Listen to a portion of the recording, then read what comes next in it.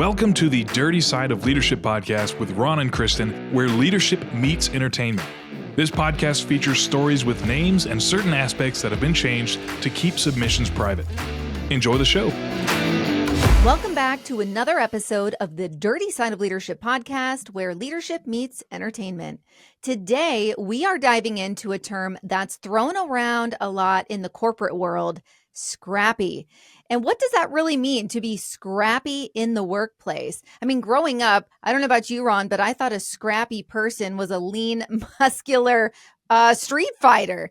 But over the years, I've learned that there are many adjectives that go in front of the word entrepreneur, which you are, and I have just recently become. But one that I've come to appreciate just recently is scrappy. What are your thoughts on that? Oh, I love this. Of course, I always thought of Scrappy as a fighter, but I started to think when we were putting this together, you sent this idea to me, and I started to think about the people that I know who are successful. They were scrappy. They were, you know, as a friend of mine says, it's a numbers game. They were out there pounding the pavement. They do whatever it takes. And I can't think of a better word than scrappy. So it definitely applies to more than just having a tussle. Yeah, it sure does. Yeah. The fact that they are the underdog only makes them even more eager. And I do love that. When you think someone's down and they get back up, everybody loves a good fall and rise story, Oh my you gosh. know, rising out of the phoenix kind of thing.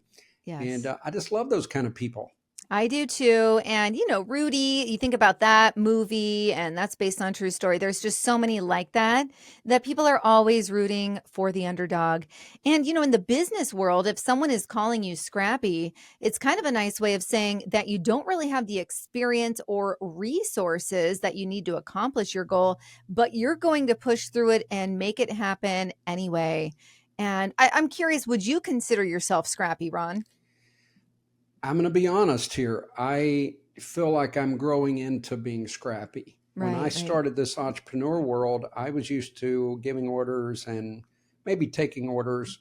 But in my position, I would have requests to come speak. I never had to get clients before. And that's one of the reasons I hired a coach. I hired Jared Bull out in Denver. And shout out to Jared because he's phenomenal. We stay in touch. But he really did push me to be more scrappy. And we didn't use that term, but now I think I'm a little scrappy. I think I'm getting more scrappy. Yeah, scrappier by the day. Scrappier by the day. And there is something to be said for, you and I both came from a world where you're running, you know, a large amount of people in an agency within the government, right? And I was in the private sector running a division, and we're used to having people to delegate to. I mean, for almost everything, right? So I considered myself like a master delegator. And when you start working for yourself, you don't have anybody, especially in the beginning, to delegate to. And I'll be honest, I was sure missing that. And so I would get kind of hung up in the details of the paperwork stuff that I don't enjoy as much, and be more focused on the big picture. But when you're just starting out, you have to be scrappy, and you have to realize this is all these hats. I'm wearing all of them, but it's exciting at the same time. And it's pushing you out of that comfort zone that you were afforded to have before. Doesn't it feel freeing?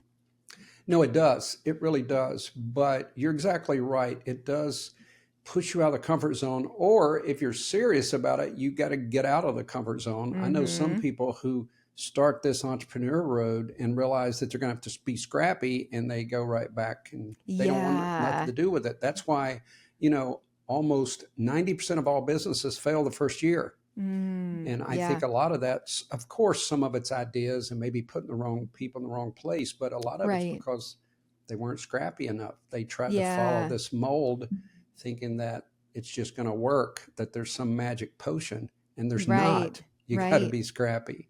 It's so true. Yeah, you're spot on with that. And you and I talked just recently in an episode that we both had been offered jobs that we were very tempted to take, right? To kind of go back to what we knew, and you make good money, you know what you're doing, right?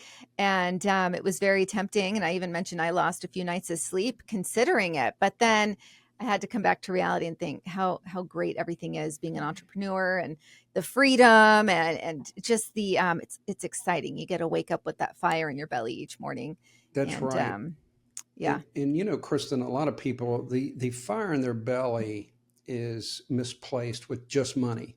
Yeah. Here's what we see on social media all the time. I learned how I made 6 figures in 3 days and all those things. They drive me nuts. I always click on Instagram. Why am I seeing this? Show me less. Right. Because it just frustrates me, because I know that that's not the reality. Yeah, there might be one lucky person who did that, but that's not the norm. Right. And again, you have to go to those fundamentals and be scrappy. But let's take a look at someone in history, since I mentioned money. Yeah. Back in the day, Ross Perot became a third-party candidate. Now, this is when George H.W. Bush and Bill Clinton were running against each other. And the Republicans were very concerned, rightfully so, that Ross was going to swing the vote over to Bill Clinton, which, as we know, actually happened. But Ross Perot was a billionaire, a businessman, and he really did come on. He didn't have a great, he didn't have a great stature. He was a little bitty guy. But I remember listening to him, and he made so much sense. I was like, maybe we do need a businessman running this country. He was saying things that I'd never heard before. And I kind of liked him. But this is what he said, because they wanted to use his money all the time. He was a billionaire. He said, the more money I have, the stupider I get. And his words were, he was not exactly academic. He just said what he thought. But a lot of times when you have all those resources, you do get lazy. And I remember, Kristin, I've mentioned this before, I won't go into detail, but I remember because I was releasing my book, I retired on Friday, released my book on Monday. I knew what I wanted to do. I knew I wanted to form a company and do training and education and coaching and those kind of things. But I felt so small when I walked into what was then a sunroom, now a studio, plugging in a laptop that I just bought and literally loading a laptop myself. I'd never had to do that. I always said people did that. I'm loading a laptop and I'm doing all these things. Now, I always stayed a little abreast on technology, so I wasn't, completely ignorant, but I'm saying I was going to need to do a lot of things I'd never done before. So I had to really up my game, and you might want to call that scrappy, but I started digging in and doing things because it was do, or am I going to hire someone to do every single little thing that I need? So I had to rise to the occasion. And I believe that we all have a lot more in us than we realize. Yeah. And there's something for the person that tries versus the person that automatically says, I can't do this. That tells me they don't even want to try to learn, right? They're even just fix it stuff around the house, right? I always have so much respect for someone that just tries it on their own. And if it's something completely out of their spectrum, then that's okay, right? But I have been there myself as well. And my hope is that this episode will encourage those who find themselves in a position where they're forced to be scrappy. And I hope they see the challenges. For everyone listening, I hope you see the challenges that you're facing as a gift, because like we're talking about here, they are making you better in the long run. Kristin, you saw a post is live right now, maybe not when this actually airs, but as we're recording, there's an Instagram story that I saw you repeated.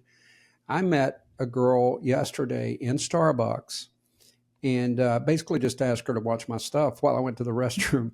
And we started chatting. She's probably early 20s for sure. And she started telling me that she's doing real estate. Well, then she was scheduling a seminar for potential first-time home buyers. She's doing a podcast. And the more I listen, I'm like, oh my gosh. Now, I hadn't got this title from you yet, but she is scrappy. Her name's Michaela, and I told her, I said, there is not a doubt in my mind you're going to be ultra successful because you're not following anyone's blueprint. You're going out there and making it happen. And she had already had like 40 people sign up for a seminar that she was doing, just got the idea and decided I'm going to do a seminar and help first-time home buyers.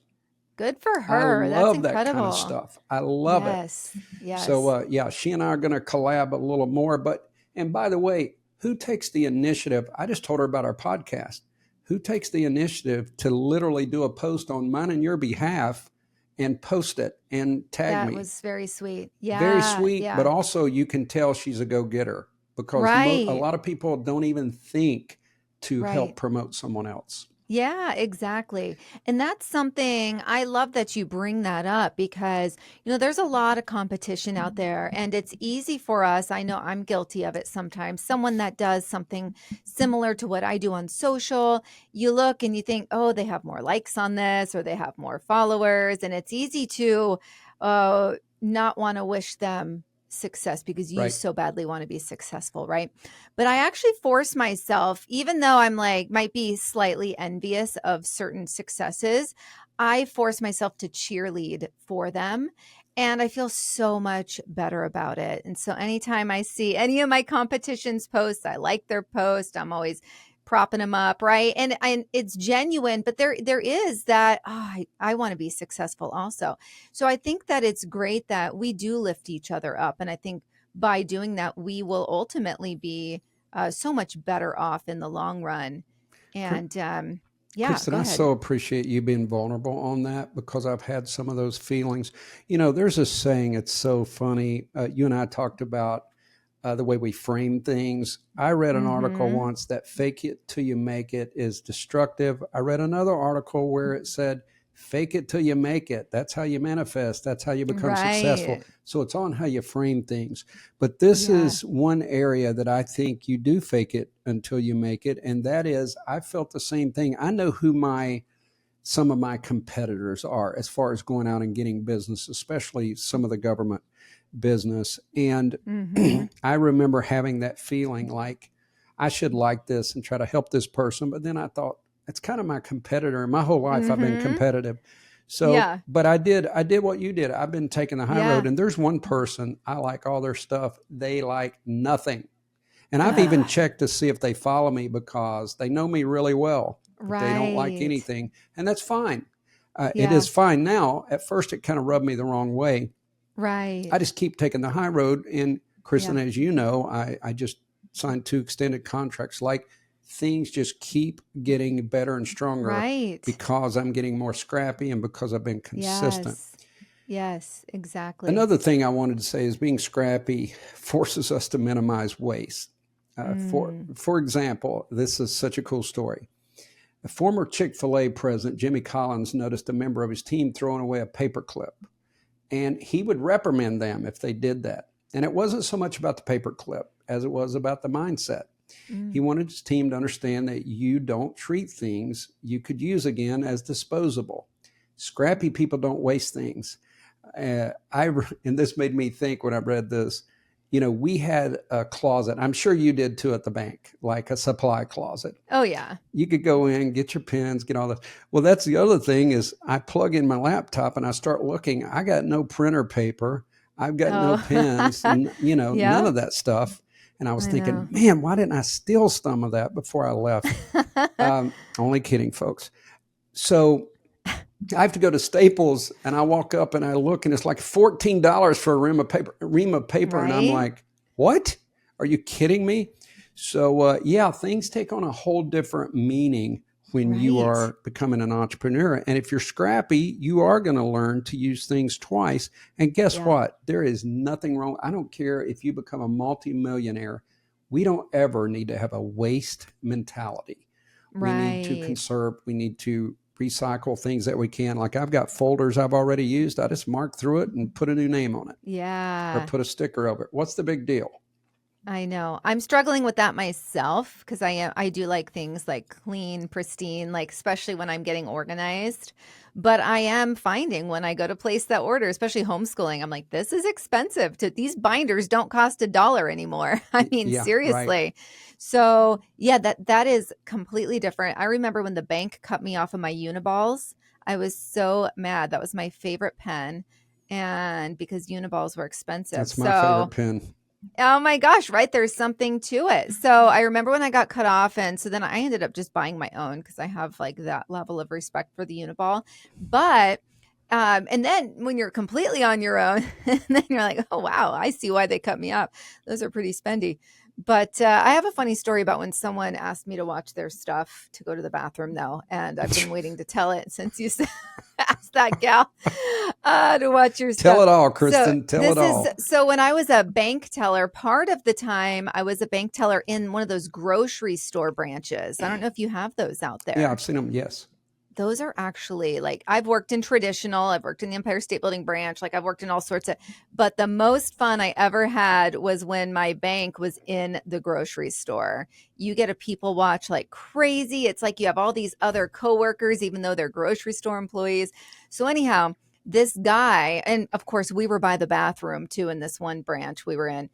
Same branch I got robbed at gunpoint at, actually. So that same bathroom that the robber came out of, this guy wheels his cart up to us, me and one of my fellow tellers, and he goes, "Watch my cart, would you? I got to go number 2." And he holds up 2 fingers. And then he just leaves his cart and goes into the bathroom. And we're like dumbfounded because just the transparency. But all these years later, I find it hysterical. So, hey, we kept an eye on it. But yeah, that was a good one. Kristin, so I wasn't going to ask you number 1 or number 2, Ron. Kristin, can you hold on for a minute? I have to. Oh my goodness, I couldn't resist. Actually, story. Kristin, what I was leading up to is I was hoping like our listeners could send me some Uniball pens, some paper. Hey, me too. I've got a list here. Paper clips, new folders. Oh my goodness. Okay. We get the point, Ron. We get the point. Uniballs, though, I'll take some of those too. All right. We have to tag them in our show notes for this We're gonna have to, because honestly, Kristin, for my book signings or they did anything, not pay us, by the way, folks. but we're open to it, Uniball. Yeah, hey, I'll work for pens, okay? So I assume there's only one person working there. It's Uniball, but just the one. Yeah. Oh my goodness. Well, talking about resources, scrappy people definitely maximize resources. And the small amount of money, the little team, if they even have one, right? That little bit of time that you have to take on a project or take something to the next level, scrappy people stretch it to its fullest potential, like what we've been talking about here. You're going to work to make sure you're squeezing all the juice out of the resources. Visualize that lemon. Are you going to leave juice on the table, right? Like, are you going to leave juice in there? Or are you going to make sure you have every drop? I know I'm always making sure I have every drop. I personally enjoy citrus, but think of it that way. Next time you squeeze a lemon, think about it. Are you leaving lemon juice in there? Are you leaving resources on the table in the workplace? And, you know, you've been given something, and in return, you want to be able to better appreciate what you have.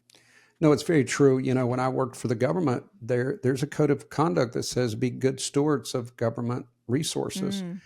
I felt like we were the only ones that applied to sometimes. I know. I was like, can I keep my mouth shut? We'll Congress. I know. Great. Goodness. Oh my gosh. I'll tell you something really cool though. There's a parable in the Bible, the parable of the talents. I'm sure many people have heard it, but Jesus tells his followers about what it means to be a good steward. And he tells a story of a man who goes on a journey and trusts his talents, which is another word for money. He entrusted those to his servants. To one he gave 5, to another he gave 2, and to the last one he gave 1. And we know that the ones who multiplied or did something good with it, they got the increase. So being a good steward means actually helping other people and sowing seed into other people's life, because the guy with 1 talent buried it, thought he was being really a good steward, but he wasn't. And Jesus told him, you buried it in the ground. Excuse me. I hope our listeners don't bury their talents. No, not at all. Use it for good things. Right. And you know, what's interesting in this story is that the servants that he entrusts the most to are actually the scrappiest. They work hard, invest, and bring their master a return on his investment. But the one that he gave the 1 talent to in the beginning only gives him back that single talent, right? So it's an encouragement to those who have been given many resources to have the ability and calling to be scrappy too. And scrappy people are good stewards of their resources. I don't know about you, but it makes me think of The stock market, you have the people that are a little bit riskier and they're going to put money in the stock market. I'm not a huge fan of the market right now personally, but you have that, or you have the being in banking forever. I saw the people that invested, and then there's the people that did like, you could do a CD, like, right, a certificate of deposit, and that would be similar to I the think one so. talent, I think right? so. Because that's like, you're going to get it back. You're not going to lose money on it unless you break term and you're only losing interest, right? So you're going to at least get back what you put in. The other, you have the ability to do quite a bit with it, but you also have the ability to lose it. So there's that scrappy risk there. I am a little more conservative fiscally, but I do know a lot of people who have made what you could consider risky investments, maybe property, right? They're going to buy property. And I've seen a lot of success come from it. So there is something to, risk equals reward in a lot of instances, but not all. Let me do my little FDIC, not FDIC insured. but there's something to it. Yeah, risk versus reward. We covered that a lot. Even in defensive tactics, we covered that. But most every person I know that got wealthy, they had to take risks. Right. Let's be honest. But anyway, back to being a good steward. If you're listening to us and you don't have money, you don't have people, you don't feel like you have support, and you wish you had all these resources and you don't, start off by taking heart in what you do have. Having less may make you better, wiser, more strategic in the way you think. And that skill will translate at a time when you do have more resources and you do have more staff. So consider being scrappy as a gift. As a matter of fact, if you stay scrappy, you will eventually fill all of these other gaps. And as you know, Kristin, I have brought more and more people. Even since I met you, I've brought more people on board with Forward Operations. And it's helped us immensely. And the beauty is, I call it putting aces in spaces. So what exactly does that mean to you? Putting aces in spaces is finding someone, and this is the beauty. This is something that I learned. Please listen to me. If you're starting as an entrepreneur, you usually have some friends that will help you get started. Now, don't forget about them, when you get your private jet. But friends will help you, especially if they have a particular talent. They enjoy doing things like that. So if you got somebody can do web design, that's your ace. You want that person to do the web design. If you got someone else that, is more carpentry aligned, maybe they're helping you with your studio. So, and as you grow, it is vital to put aces in spaces. And when I was academy director, everybody had set job responsibilities, but I would have certain people who would start experimenting with video editing and things like that. And I could tell that was lighting their fire. So I would actually, as long as they're doing their job, I would encourage it. And I would say, hey, do you want to take a stab at making this for us? And it would really motivate them. So that's kind of what I mean by putting aces in spaces. I was talking, one more example, a simple example. I was talking to someone at Starbucks and a manager, and they were getting bottlenecked at 7:30 in the morning and like 11:30 in the day. Okay. So what happened is some of the people working the window weren't as quick as they should be. So we talked about putting aces in spaces means you put your best person on that window at 7:30 and your best person in that window at 11:30. Then you can move them back and have them trained. The mistake that people usually do in business, they put aces in spaces. They get that. The problem is they never move the ace around. They never have the ace convey that information and that knowledge. They don't train, so it doesn't translate. So then the ace leaves, and then you got a mess on your hands. So I'm so glad you said that last part, because that's so huge. Because what happens is the ace feels used and abused. That's right. Maybe they don't want to be there at 6 a.m. for the open shift, and you're making them be that because they're the best. So then they feel like, oh, okay, so I can be subpar and get the better times, right? It's so true. You have to train up. Yes, you cannot just count on that ace to always be there. Don't put your jacks in Love that. cracks. Put your aces in spaces. I made up that I jacks love and it. cracks part. Feel I free to love use it. it, folks. So on the other hand, if you're in a season, we've been talking a lot about doing a lot with a little, right? But Ron and I, we both come from a season where we found ourselves with many resources, especially on your end because you had taxpayer dollars, right? I'm a little envious of that, okay? Because I was always fighting for FTE. But anyhow, it may come time to trick yourself into being scrappy, even though you don't necessarily have to be. Find ways to sharpen your creativity and critical thinking skills so that you can be agile and ready to face any future obstacles that come your way. And you don't want to allow your resources to prevent you from minimizing waste, maximizing resources, and being that good steward of things that you've been given. No, that's very true. And in all honesty, Kristin, there are hundreds, maybe thousands of examples. The only part that I would caution people is if you're looking up to someone who treats their employees poorly or who maximizes all the profits and pays people little, that's not the kind of person you want to follow. No. But there are so many examples. One that we had in here was Blake Irving, the CEO of GoDaddy. He used his resources, his entrepreneurial spirit to enhance GoDaddy in so many different ways. Now, I don't know how they treat their employees, but the point is that it led to a website builder product that was not developed before. So if you learn, of course, to treat people correctly, but if you're scrappy and you go after it, like go to the table and go, this doesn't exist or we don't have this. So how do we work around that? How can we make this happen? That's what scrappy people do. Yeah. And you know, what's interesting with that is I had used this one app for all my graphics.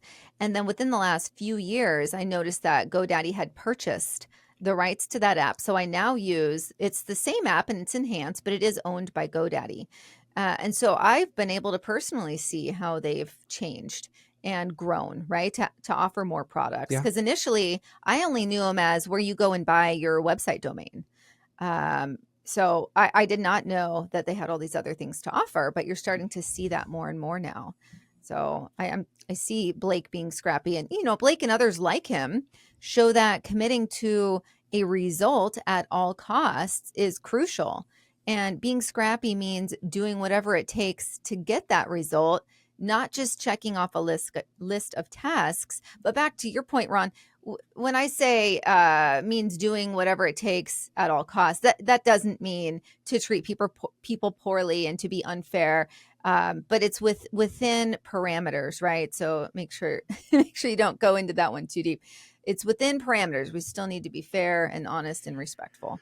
And I totally get that. I certainly knew you didn't mean that, but sometimes because of locality, because of your resources, your personality, your strengths, your weaknesses, you have to disregard data sometimes or the blueprint.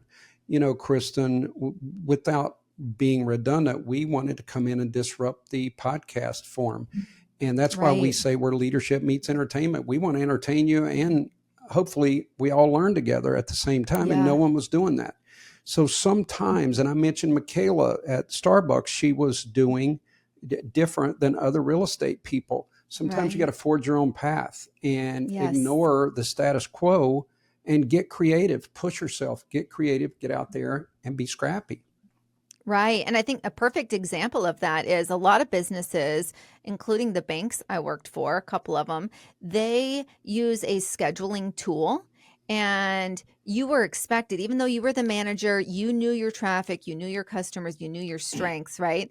They expected you to adhere to the scheduling tool. So it was basically AI that would tell you when your peaks were, and they would staff you with your peaks. And it would be every 15 minutes it would change. So maybe it would have 4 people in a window. And then 15 minutes later, it had you down to 1, right? Yeah. And you were expected to adhere to that. But the thing is, I knew, and this is where I ruffled feathers sometimes, because I knew my traffic. I knew my customers. I knew that that business down the road is going to come in and want this coin and this cash. And I knew that was going to hold somebody up for 15 minutes. So I had to say, I know the data is telling me X, but I'm going to do the exact opposite. And I'm going to staff up during that 15 minutes because I know what's happening in my branch, right?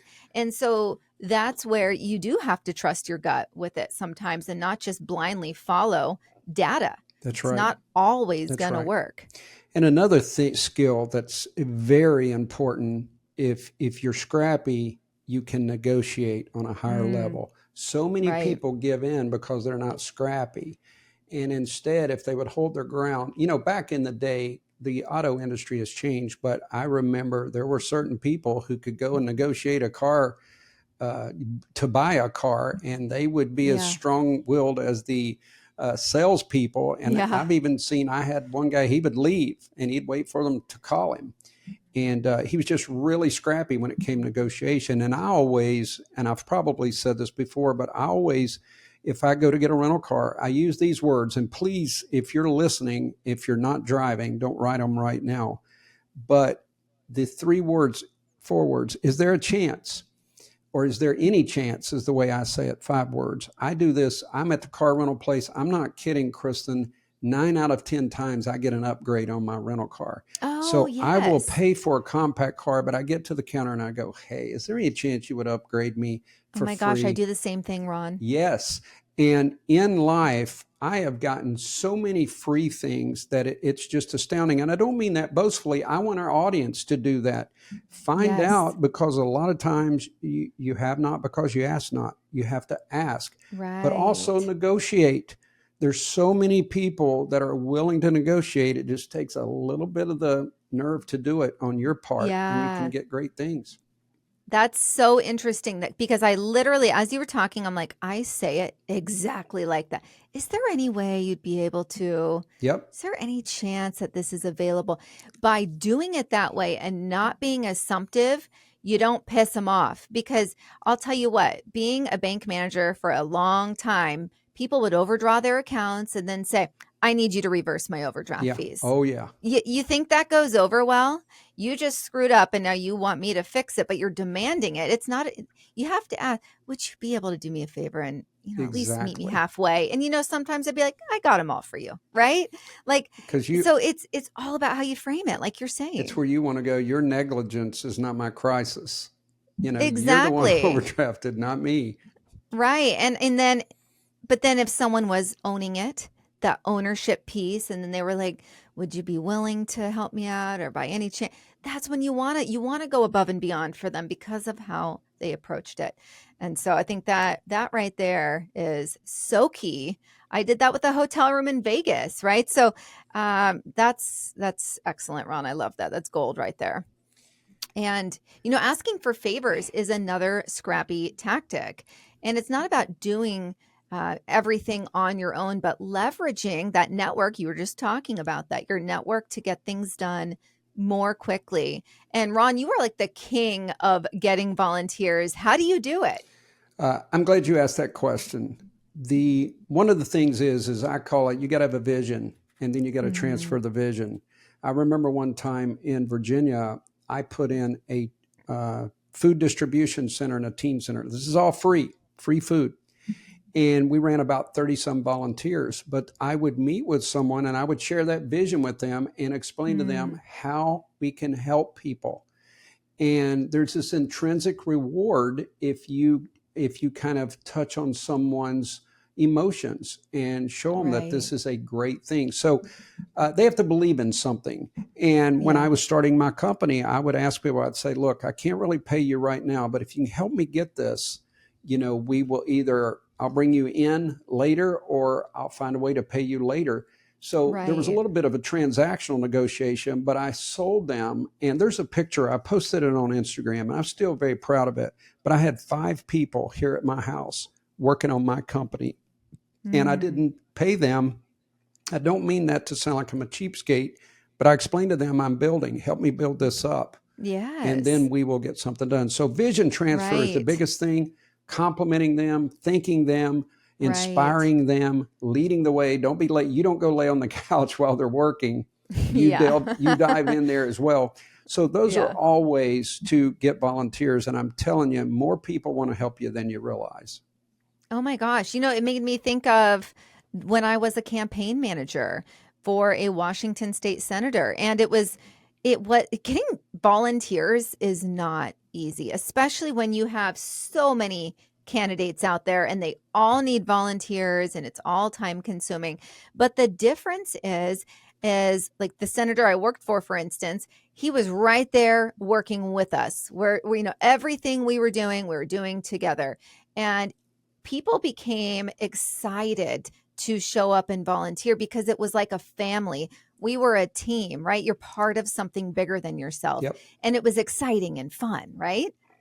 Yeah, no, that's awesome. And also, this sounds cruel, but it's the truth in business. You have to maximize your strengths, but exploit your competition's weaknesses. And Kristin, if you think about it, you and I are not known to be overly humble, but when we say we're disrupting the leadership genre of podcasts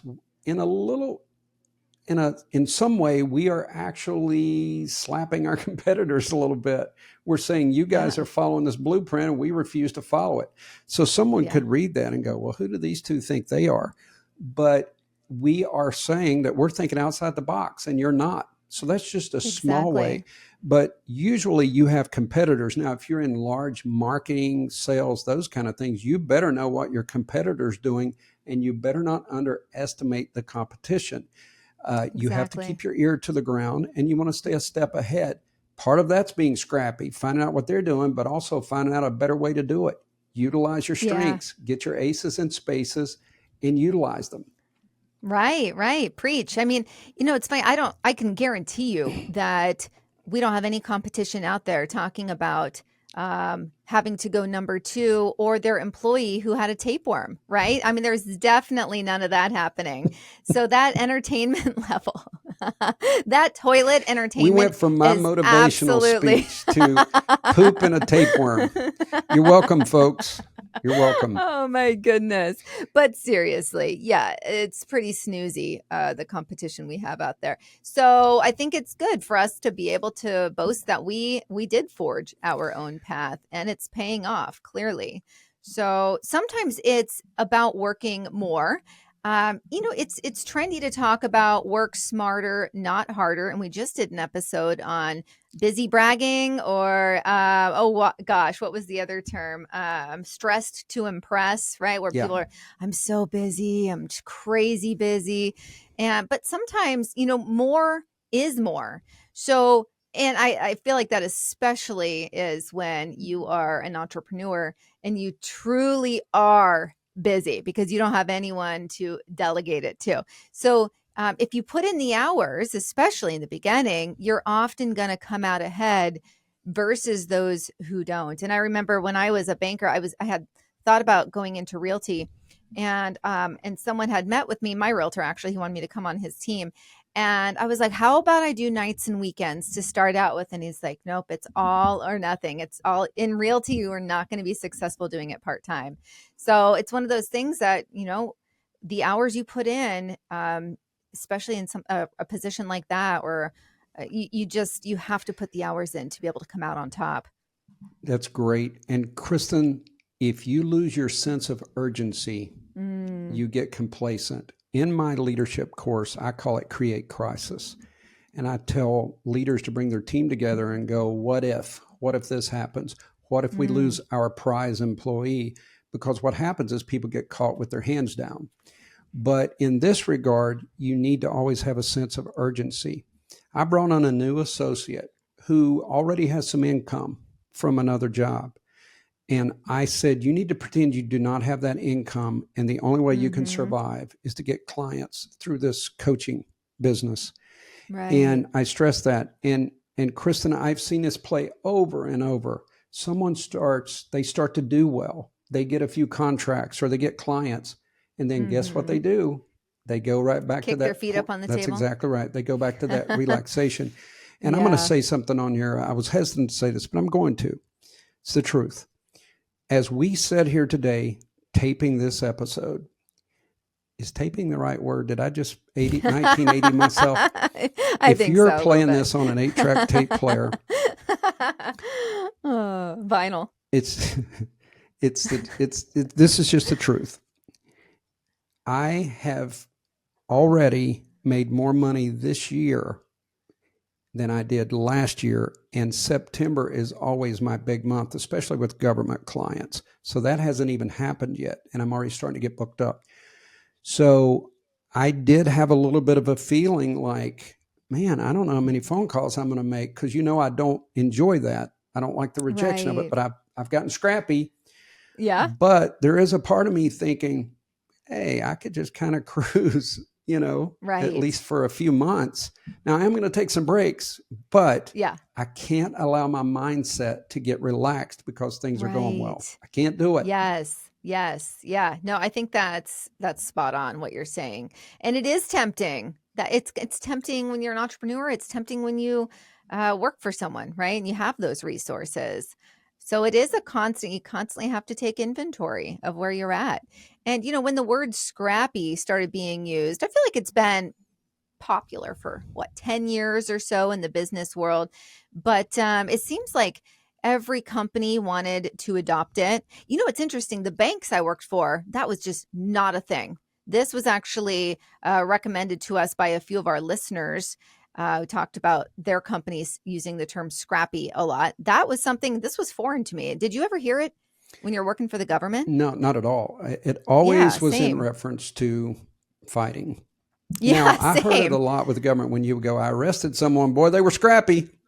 Yeah, that's what I definitely think of. Yeah, like a lean, muscular dude. That's just, even chicks Kristin, you're sometimes just throwing embarrassing me. punches. You're embarrassing me. I think of Ron, just out there on the concrete, on the asphalt. But, but are these companies that want to adopt being scrappy, do they truly want to be scrappy, or are they just claiming to be? So that's a question to pose out there. That's very true. So there's a book authored by Pat Obuchowski and Nathalie Udo. It's called Scrappy Women in Business, and it provides a comprehensive definition, and you're going to love this definition, Kristin. To them, being scrappy means having an attitude, taking risks, doing the right thing even when it's hard, and having the resolve of a street fighter. So there's the correlation. It finally got brought together. I don't know. What do you think about that attitude? To them, being scrappy means having an attitude. I like it because you like the attitude. I can tell you I don't. Well, you're looking at a negative connotation. The attitude that I'm talking about is, I'm going to make this sell. I'm going to get this done. I'm going to win. I'm going to complete this project. That's the attitude I'm talking about. And that's what I think they mean. I'm not talking about coming up with an attitude like, you're an idiot, you're going to buy from me. You know what's interesting? That was something in the 20 years of banking, the word attitude, anytime we were doing like a quarterly review or even just like a coaching, or every bank I worked for was stay away from the word attitude. Like, even if it's a positive, you have a great attitude. We had to be more specific on, what does that actually play out like? So the word attitude for me has always had a negative connotation for sure. So that's really interesting that I'm checking myself right now on that, because it can be, you can say they have a positive attitude, right? This go-getter attitude, but it's just been out of my vocab for so long. Some things are semantics, but Kristin, I can see where that would follow you because it was seen as a negative. And in that world, it may very well be. But part of being scrappy is to evaluate the past experiences and determine if they're relevant in the present. Right. And that's something that you have to think about, because an attitude for me. Now, I do remember, if you go, she has an attitude or he has an attitude, that's certainly negative. But I heard attitude a lot, but it was usually coupled with another adverb or adjective, like this person has a great attitude, that type thing. Right. So, but I get that. I get that. I'm going to take inventory with myself on that word, and maybe I need to have a new relationship with the word attitude. Because, it's just been ingrained in me. It's interesting. It's also about sticking to your guns and being committed beyond reason to making a difference. And this is, talking about being scrappy. It's all about caring more about the results than about being comfortable, right? That word we all talk about. When you think of comfortable, think of sitting in a couch with a bag of potato chips, right? Your body's not having to work at all. You're mindlessly eating. That happens in the workplace as well, not literally, but when you're comfortable, it's almost like that mental laziness. Or when you're too worried about being socially acceptable, those folks are generally not going to forge their own path, right? Because they're afraid of poking the bear potentially, or standing out. I mean, there are entire societies, like, you know a lot about Japan. I know a bit about Japan. Japanese culture is all about being socially acceptable, and you don't dare stand out, even in a good way, right? Like, you need to be the norm. And so it's really interesting to see what does hold people back. Absolutely. And Kristin, this next definition is my favorite that we've discussed the whole time. So if you're listening, listen up. Here it is. Being scrappy means being edgy and having an absolute commitment to extraordinary results. It's about achieving outrageous results, even when they seem impossible. You want to stir up your team, walk in, and when they're giving you all the hurdles and all the reasons you can't do something, tell them, say, we are going to sit here and we are going to figure this out, and it's going to be crazy. It's going to be wonderful. It's going to be innovative. Use those kind of words around your staff and watch it. It begins to spread. Yeah. I mean, these are two words. I don't say extraordinary or extraordinary often at all. I definitely don't say outrageous. So, like, these are two words that could be incorporated in, and it will take people aback, where they're going to go, huh, and they're going to think and listen, right? At least it would for me, because this is not verbiage that you hear daily or weekly. Unless you put sticky notes on a mirror. I'm telling you that for a friend. Now, you've already outed yourself before, so Ron, you are extraordinary. You are amazing. Oh my God. I don't put outrageous. I think of outrageous as people doing drugs and just, oh my God. I don't That's know. Well, I want to say outrageous, like outrageous, man. You or know, slamming like beers, I just, anyway. slamming beers in your forehead. I had my students over recently because, as everyone probably knows by now, I teach now 8th graders. They were 7th graders last year, just once a week. It's a homeschool group. But I had them over recently for a party, and one of my male students, it was sparkling water, but he slammed it. He's like, look at this. And he smashes it into his forehead. I'm like, right on, man. I'm glad it's sparkling water. Oh, as long as he didn't have a head injury on my property, I was good. But all right, back to Scrappy. We are about to close up here, but reflect on what it means to be scrappy in your own personal and professional life, and what differences we would see if we all adopted a scrappy mindset. Yeah, and you're right. We do need to add come to a conclusion. But even though we want you to be outrageous, be wild in your thought process, think outside the box, you still have to think about the impact on your team, the department, businesses, companies. What will be the impact? And you never want to like drive your car off the ledge, but you definitely want to get next to the ledge so that you can see, the beautiful scenery below. So only you can make that call. And that's, life is about that. It's knowing when to go up to the edge and knowing when to back off. But so many times, Kristin, we get locked into thinking in this box. Even when we think we're being creative, we're not. And it's time to challenge the status quo. It's time to think outside the box. Take your business to the next level. Make it work. There's got to be a way, and you're going to find it. Yeah, absolutely. And, do you want to bring us to a close here, Ron? Yeah, I think so. I do think we've made numerous points, and I think people are really considering, and this is what we should all ask ourselves: have I really been scrappy with my business? Have I really got out there and tried to make a difference? Have I really pushed the boundaries? Have I really invested in myself so that I can grow and do what I need to do? Have I tried to get volunteers? Have I asked those magic words of, is there any chance that I could get something? So there's all kinds of ways for you to be scrappy. But the key is having the courage to do it.